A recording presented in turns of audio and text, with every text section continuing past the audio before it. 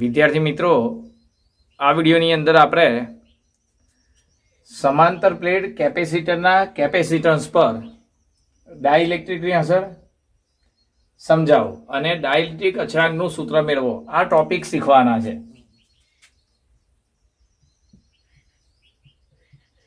ચલો તો અહીંયા જો, જેનું ક્ષેત્રફળ એ હોય, જેનું ક્ષેત્રફળ એ હોય તથા બે પ્લેટો વચ્ચેનું અંતર ડી હોય તેવા સમાંતર પ્લેટ કેપેસિટરની બે પ્લેટો પરનો વિદ્યુતભાર પ્લસ ક્યુ અને માઇનસ ક્યુ તથા પ્લેટો પરના વિદ્યુતભારની ઘનતા, પ્લેટો પરના વિદ્યુતભારની પૃષ્ઠ ઘનતા એ પ્લસ સિગ્મા અને માઇનસ સિગ્મા છે. હવે કેપેસિટરની બે પ્લેટો વચ્ચે હવાનું માધ્યમ હોય ત્યારે કેપેસિટરની બે પ્લેટ વચ્ચે હવા અથવા તો શૂન્ય અવકાશ હોય ત્યારે વિદ્યુત ક્ષેત્ર, બે પ્લેટો વચ્ચેનું વિદ્યુત ક્ષેત્ર શું લખાય? તો આ વિદ્યુત ક્ષેત્રનું સૂત્ર આગળના ટોપિકની અંદર આપણે મેળવી લીધું છે સમાંતર પ્લેટ કેપેસિટરમાં. તો વિદ્યુત ક્ષેત્રનું સૂત્ર શું આવે છે? એમાં વિદ્યુત ક્ષેત્ર E0 બરાબર સિગ્મા અપન એપ્સિલોન 0. પ્લેટ પરની ઘનતા સિગ્મા છે અપન એપ્સિલોન 0. ચલો, તથા કેપેસિટરની બે પ્લેટ વચ્ચેનો વિદ્યુત સ્થિતિમાનનો તફાવત, કેપેસિટરની બે પ્લેટ વચ્ચેનો પીડી મતલબ વિદ્યુત સ્થિતિમાનનો તફાવત, પોટેન્શિયલ ડિફરન્સ. તો પોટેન્શિયલ ડિફરન્સ શું લખાય? વિદ્યુત સ્થિતિમાનનો તફાવત V બરાબર E ઇન્ટુ ડી. બે પ્લેટો વચ્ચે હવાનું અથવા શૂન્યાવકાશનું માધ્યમ હોય ત્યારે વિદ્યુત સ્થિતિમાનનો તફાવત E ઇન્ટુ ડી. હવે E બરાબર શું થાય? Sigma upon epsilon 0 into D. અને હવે સમાંતર પ્લેટ કેપેસિટરનું કેપેસિટન્સ, તો કેપેસિટરનું કેપેસિટન્સ તો C બરાબર Q અપન V0, Q બાય V. ચલો, હવે V ની કિંમત આપણે અહીંયા મૂકી દઈએ. જો V ની કિંમત આ ઉપર છે એટલે Q અને V0 ની કિંમત sigma upon epsilon 0 into D. હવે એપ્સિલોન 0 છેદના છેદમાંથી અંશમાં આવશે. જો અહીંયા Q બરાબર શું લખાય? Q બરાબર એટલે વિદ્યુતભાર બરાબર ઘનતા ઇન્ટુ ક્ષેત્રફળ. તો Q ની જગ્યાએ આપણે સિગ્મા ઇન્ટુ એ લખી શકીએ. એટલે સમાંતર પ્લેટ કેપેસિટરનું કેપેસિટન્સ શું થયું? જ્યારે હવાનું માધ્યમ હોય ત્યારે, બે પ્લેટ વચ્ચે હવા તો શૂન્ય અવકાશ હોય ત્યારે કેપેસિટન્સ તો શું લખાશે? Q ની જગ્યાએ સિગ્મા ઇન્ટુ એ અને છેદમાં શું આવ્યું? Sigma upon epsilon 0 into D. તો સિગ્મા અહીંયા કેન્સલ, છેદનો છેદ ક્યાં આવશે? અંશમાં, એટલે એપ્સિલોન 0 એ અપન ડી. તો આ જે છે એ સમાંતર પ્લેટ કેપેસિટરના કેપેસિટન્સનું સૂત્ર છે. એટલે કેપેસિટરની બે પ્લેટ વચ્ચે શૂન્ય અવકાશ તો હવા હોય ત્યારે કેપેસિટન્સનું સૂત્ર આ રીતે લખાય. હવે આગળ જુઓ, આ સમીકરણ નંબર 1. હવે કેપેસિટરની બે પ્લેટ વચ્ચે આપણે કોઈ ડાઇલેક્ટ્રિક માધ્યમ દ્રવ્ય ભરી દઈએ. કેપેસિટરની બે પ્લેટ વચ્ચે ડાઇલેક્ટ્રિક માધ્યમ અથવા દ્રવ્ય મૂકતા એના જે અણુઓ છે એનું ધ્રુવીભવન થાય છે. અને ધ્રુવીભવન થવાને લીધે બંને કેપેસિટરની પ્લેટો બાજુ, કેપેસિટરની જે પ્લેટ હોય એ બાજુ, આ બાજુ અને અહીંયા પ્લેટો બાજુ ડાઇલેક્ટ્રિક પદાર્થ પર વિદ્યુતભાર પ્રેરિત થાય છે આ રીતે. અને આ જે વિદ્યુતભાર છે એ પ્લેટો પરના વિદ્યુતભારથી ઓપોઝિટ હોય છે, એટલે કે વિરુદ્ધ હોય છે.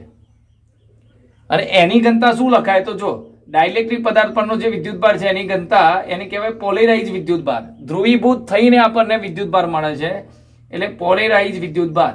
એની ઘનતા માઇનસ સિગ્મા પી અને પ્લસ સિગ્મા પી જેટલી હોય છે. એટલે યાદ રાખો, કેપેસિટરની બે પ્લેટ વચ્ચે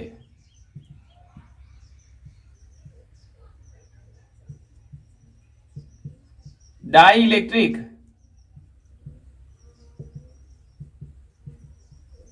મૂકતા, કેપેસિટરની બે પ્લેટ વચ્ચે ડાઇલેક્ટ્રિક મૂકતા તેનું ધ્રુવીભવન થવાથી તેની સપાટી પર પ્લસ ઓર માઇનસ સિગ્મા પી વિદ્યુતભાર ઘનતા પ્રેરિત થાય છે. તમે ડાઇલેક્ટ્રિક પદાર્થ મૂકો એટલે એનું ધ્રુવીભવન થાય. ધ્રુવીભવન થવું મતલબ ઋણ અને ધન એક બાજુ ખેંચાય, એટલે ધન બાજુ આમાં ઋણ ખેંચાશે, ઋણ બાજુ ધન ખેંચાશે. આ ટોપિક, આ બાબત છે આગળના ટોપિકની અંદર આપણે શીખી ગયા છે. પણ ટૂંકમાં એવું સમજો, ધ્રુવીભવન થવું એટલે ધનની બાજુ ઋણ, ઋણની બાજુ ધન, આ સપાટી પર એકઠા થાય. આને બદ્ધ વિદ્યુતભારો અથવા તો પોલેરાઇઝ વિદ્યુતભારો કહે છે. અને એની ઘનતાને sigma P minus sigma P plus sigma P કહે છે. એટલે જો કેપેસિટરની બે પ્લેટ વચ્ચે ડાઇલેક્ટ્રિક મૂકતા તેનું ધ્રુવીભવન થવાથી એટલે વિદ્યુતભારો છૂટા પડવાથી એના પર પ્લસ ઓર માઇનસ સિગ્મા પી વિદ્યુતભાર ઘનતા પ્રેરિત થાય છે. તો હવે કેપેસિટરની બે પ્લેટ વચ્ચે વિદ્યુત ક્ષેત્ર કેટલું? તો આ પ્લેટો પરનો જે વિદ્યુતભાર હતો એનું વિદ્યુત ક્ષેત્ર E0 હતું. પ્લેટો પરના વિદ્યુતભાર, આ બહારનો જે વિદ્યુતભાર છે, બહારની ઘનતા, એનું વિદ્યુત ક્ષેત્ર E0 આ તરફ છે. જ્યારે ડાઇલેક્ટ્રિક પદાર્થમાં વિદ્યુત ક્ષેત્ર આ ઘનતાને લીધે એ આ તરફ છે. તો પ્રેરિત વિદ્યુતભારોનું વિદ્યુત ક્ષેત્ર આ તરફ અને બાહ્ય જે પ્લેટો પર વિદ્યુતભારો છે એનું વિદ્યુત ક્ષેત્ર આ તરફ. તો હવે કેપેસિટરની બે પ્લેટ વચ્ચેનું વિદ્યુત ક્ષેત્ર કેટલું થાય? તો હવે જો, અને હવે ડાઇલેક્ટ્રિક પદાર્થ મૂકતા કેપેસિટરની બે પ્લેટ વચ્ચે ડાઇલેક્ટ્રિક પદાર્થ મૂકતા પરિણામી વિદ્યુત ક્ષેત્ર. તો હવે પરિણામી વિદ્યુત ક્ષેત્ર શું લખાય? તો પરિણામી વિદ્યુત ક્ષેત્ર બરાબર બે પ્લેટો પરના વિદ્યુતભારના કારણે વિદ્યુત ક્ષેત્ર ધનથી ઋણ એટલે E0 જેટલું હતું જે આપણે અહીંયા શોધ્યું છે, અને પદાર્થની અંદર જે વિદ્યુતભારો પ્રેરિત થાય એનું વિદ્યુત ક્ષેત્ર એની વિરુદ્ધ છે એટલે બાદબાકી થશે E0 માઇનસ EP. ચલો હવે આની કિંમતો મૂકી દઈએ. હવે અહીંયા શું લખાય? જો આ જે વિદ્યુત ક્ષેત્ર છે એ આ બહારના વિદ્યુતભારો એટલે સિગ્મા ઘનતાને કારણે છે એટલે એનું સૂત્ર છે સિગ્મા અપન એપ્સિલોન 0. તો આ જે વિદ્યુત ક્ષેત્ર છે પોલેરાઇઝ વિદ્યુતભાર ના લીધે ઉદ્ભવતું વિદ્યુત ક્ષેત્ર એટલે એમાં પોલેરાઇઝ ઘનતા લખવી પડે એટલે ઓછા સિગ્મા પી અપન એપ્સિલોન 0. તો માટે કેપેસિટરની બે પ્લેટ વચ્ચે હવે વિદ્યુત ક્ષેત્ર શું લખાય? Sigma minus sigma P upon epsilon 0. તો જો આની જેમ જ હવાનું માધ્યમ હોય ત્યારે વિદ્યુત ક્ષેત્ર લખ્યું, તો ડાઇલેક્ટ્રિક માધ્યમ મૂક્યા પછી વિદ્યુત ક્ષેત્ર લખ્યું. હવે બે પ્લેટ વચ્ચેનો વિદ્યુત સ્થિતિમાનનો તફાવત. હવે કેપેસિટરની બે પ્લેટ વચ્ચેનો પીડી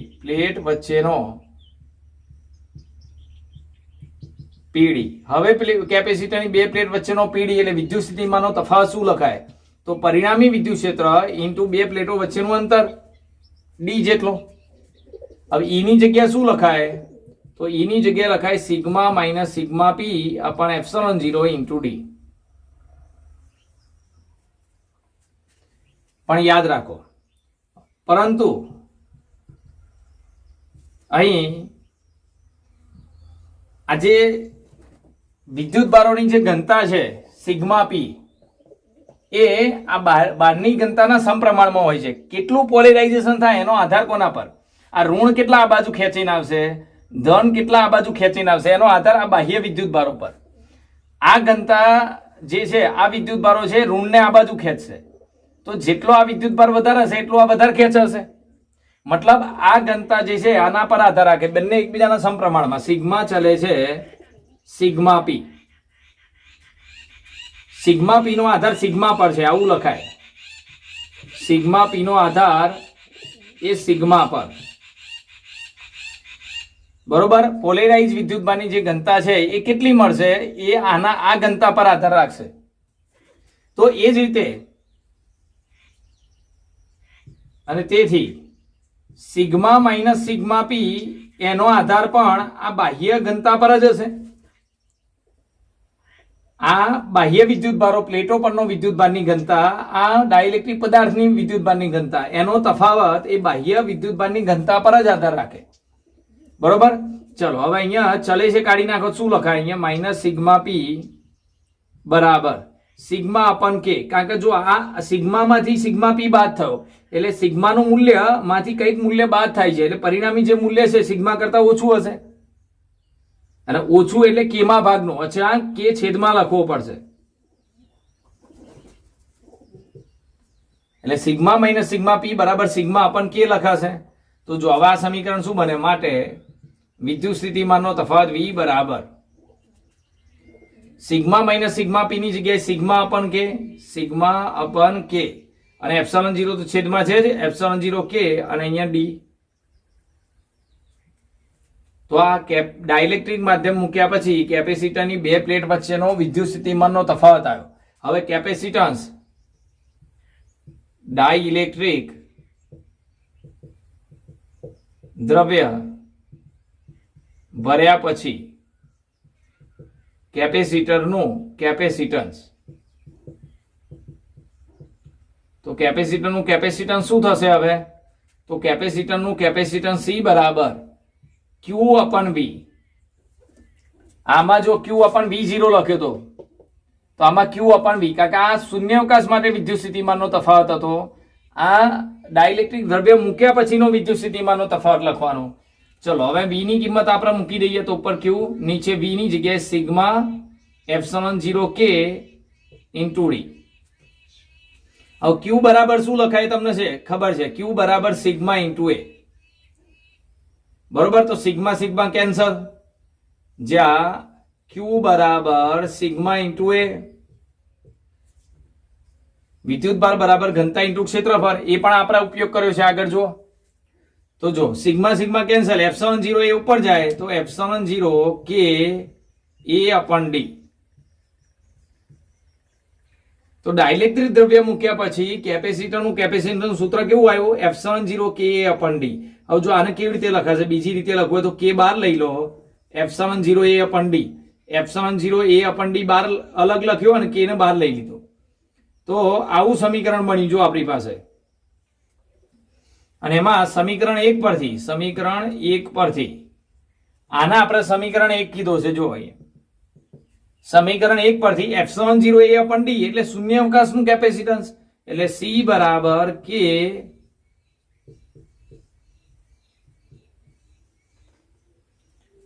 તો આ શું દર્શાવે છે, કેપેસિટરની બે પ્લેટો છે, ડાઇલેક્ટ્રિક દ્રવ્ય મૂક્યા પછી તેનું કેપેસિટન્સ એ શૂન્યાવકાશના બે પ્લેટો વચ્ચે શૂન્યાવકાશ હોય ત્યારે કેપેસિટન્સ કરતા કે ગણું હોય છે, જે દર્શાવે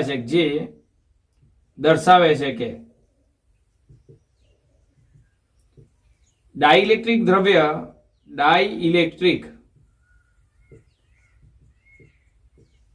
દ્રવ્ય ધરાવતું કેપેસિટરનું કેપેસિટન્સ એ શૂન્યાવકાશ દ્વારા કેપેસિટરના કેપેસિટન્સ કરતા કે ગણું હોય છે.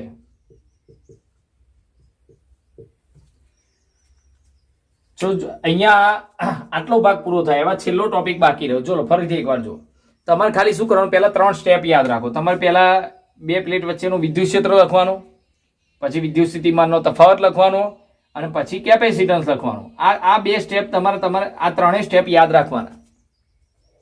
તો પહેલા શું કરી, જો તમારી પાસે એક ક્ષેત્રફળ ધરાવતી અને બે પ્લેટો વચ્ચેનું અંતર ડી હોય તેવા સમાંતર પ્લેટ કેપેસિટરની બંને પ્લેટો પર વિદ્યુતભાર પ્લસ ઓર માઇનસ ક્યુ વિદ્યુતભાર છે અને ઘનતા પ્લસ સિગ્મા માઇનસ સિગ્મા છે. આવું એક કેપેસિટર આપણે દર્શાવ્યું છે. ચલો પહેલા બે કેપેસિટરની બે પ્લેટ વચ્ચે શૂન્ય અવકાશ હોય ત્યારે વિદ્યુત ક્ષેત્ર કેટલું? તો શૂન્ય અવકાશ માટે વિદ્યુત ક્ષેત્ર E0 બરાબર સિગ્મા અપન એપ્સિલોન 0. આ આગળના ટોપિકમાં આપણે શીખી ગયા છે. આગળ હવે કેપેસિટરની બે પ્લેટ વચ્ચે વિદ્યુત સ્થિતિમાનનો તફાવત, તો E ઇન્ટુ ડી. હવે E0 શું લખાય ઉપરથી મૂકી દો અને પછી છેલ્લે કેપેસિટરનું કેપેસિટન્સ C બરાબર Q બાય V. આ V ની કિંમત છેદમાં મૂકી દો. હવે એમાં Q બરાબર સિગ્મા ઇન્ટુ એ વિદ્યુતભાર બરાબર ઘનતા ઇન્ટુ ક્ષેત્રફળ એ મૂકો. અહીંયા સિગ્મા સિગ્મા કેન્સલ, એપ્સિલોન 0 ઉપર જાય તો શૂન્ય કેપેસિટરની બે પ્લેટ વચ્ચે શૂન્ય અવકાશ હોય ત્યારે એનું કેપેસિટન્સ એપ્સિલોન 0 એ પણ ડી થાય. હવે તમે કેપેસિટરની બે પ્લેટ વચ્ચે એક ડાઇલેક્ટ્રિક દ્રવ્ય મૂકી દો.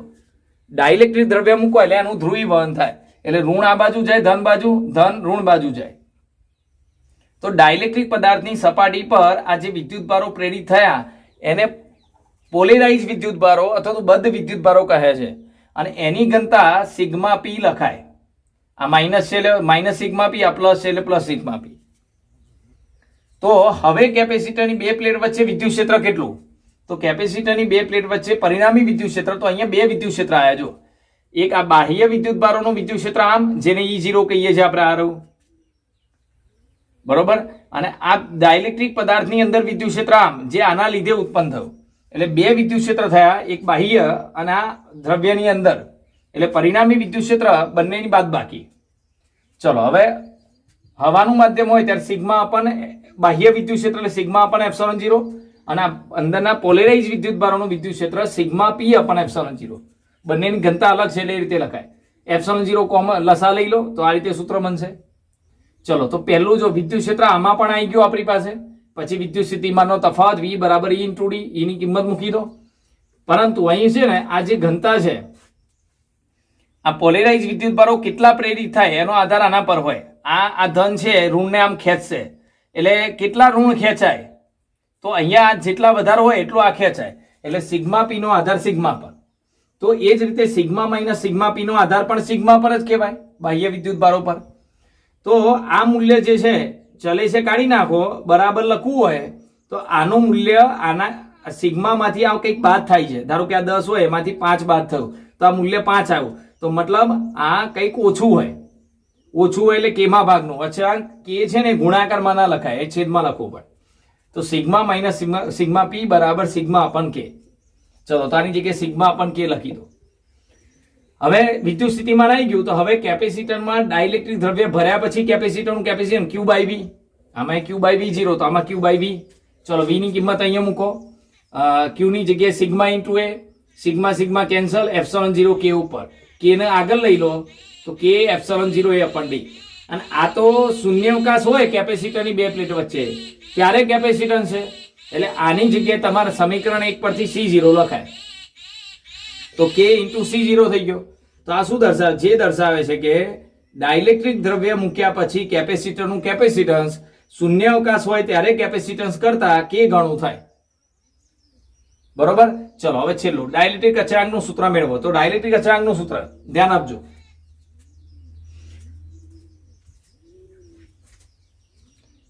અહીંયા જે આ જે ભાગ છે શૂન્યાવકાશ હોય તો શૂન્યાવકાશની પરમિટિવિટી એપ્સિલોન 0 K લખાય.